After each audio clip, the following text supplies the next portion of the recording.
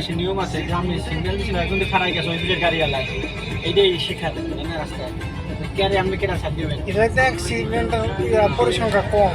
এই সে সবাই নিয়ম মানে যেমন আমি ঢুকছি না কিন্তু খারাই গেছি দেখছেন সাইডে না ঢুকছে খারাই বাংলাদেশ হলে সে তার আগে ডুয়া দিল বাংলাদেশের মানুষ হচ্ছে অসচেতন আনস্মার্ট বুঝছেন